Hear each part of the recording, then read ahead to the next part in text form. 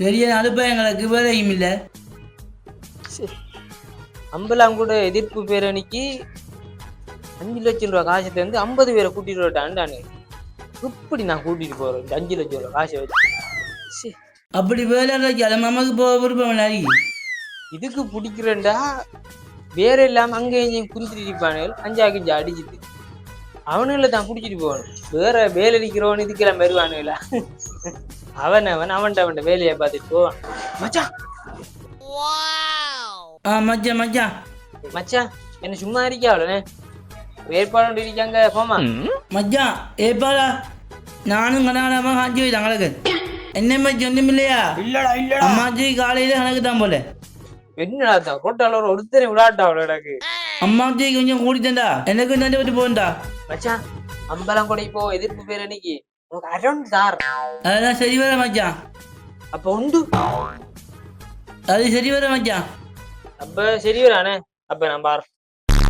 ஏய் மச்சான் மச்சான் மச்சான் பேர போத்துறான் பாரு. இது இதை கொடுத்தும் வராத ஆள் இடிக்குமா? ஏமாச்சி பேரணி ஒன்று இடிக்கி போமா ஒரு ஃபுல் ஒன்று வருது.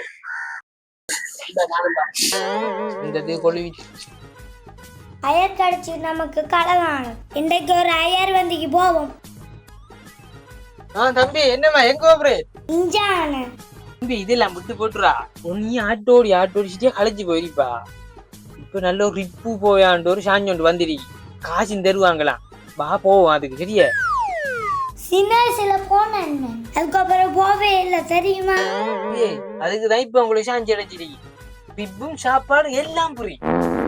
தலைவா தலைவா எங்களுக்கு இளவரசன் எப்பவுமே நீதான், நீ மட்டும்தான் தலைவா. ஆமா ஆமா தலைவா. பொய் இல்லாத போதை இல்லாத ஆட்சி மலரணும் தலைவா. எல்லாத்தையும் நீங்க ரசிங்க.